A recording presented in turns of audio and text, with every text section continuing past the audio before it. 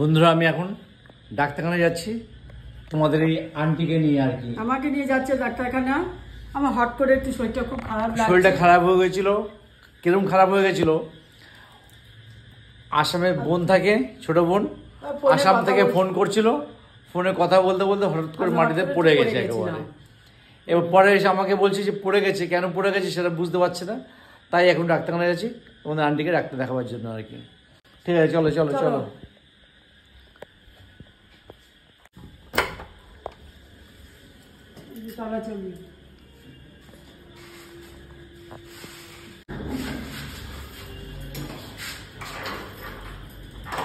এই দরজা এখন তালা দিচ্ছে,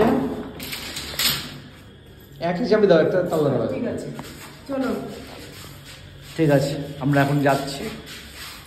ঠিক আছে,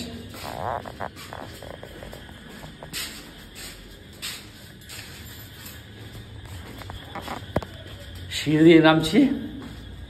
আস্তে আস্তে আসো। চলো চলো। ঠিক আছে, পরে আবার দেখাচ্ছি কি হয়। ফাইনালি ডক্টর চেম্বারে চলে আসলাম। দেখো তোমাদের আন্টি ওখানে বসে আছে, রিসেপশনিস্টটাও ওখানে বসে রয়েছে, এখানে সব পেশেন্ট পার্টিরা বসে আছে।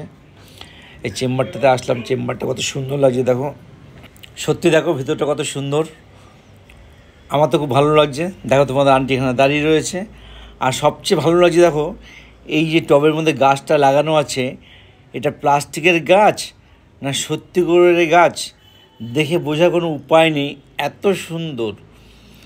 মানে আমার অ্যাকচুয়ালি সবুজ গাছ দেখলেই খুব ভালো লাগে। গাছ সবুজটা আমার কাছে যেন সবুজ, চির সবুজ হয়ে থাকে আমার কাছে একেবারে। এই দেখো এই গাছটা কি গাছ, কাঠবাদাম গাছ। এইটা প্লাস্টিকের না সত্যি করে, এটা তোমরা বলতে পারবে? আমার মনে হয় কেউ বলতে পারবে না কিসের গাছ। তা একেবারে অরিজিনাল মনে হচ্ছে। আমি নিজেও কিন্তু এটা বুঝতে পারিনি এটা প্লাস্টিকের গাছ না সত্যি করে গাছ। হ্যাঁ, তবে এই গাছটা দেখছি এটা কিন্তু প্লাস্টিকের গাছ, আমি কনফার্ম একেবারে বুঝতে পেরেছি। আরগুলো বুঝতে পারিনি, যার জন্য আমি দাঁড়িয়ে দাঁড়িয়ে দেখছি, এই ছবিগুলো তোমাদেরকে দেখাচ্ছি আমি। তো কত সুন্দর লাগছে, আমার সত্যি ভালো লাগছে। আর সত্যি চারদিকে এই সবুজ পরিবেশ থাকলে আমার মনটা এমনি ভরে যায়।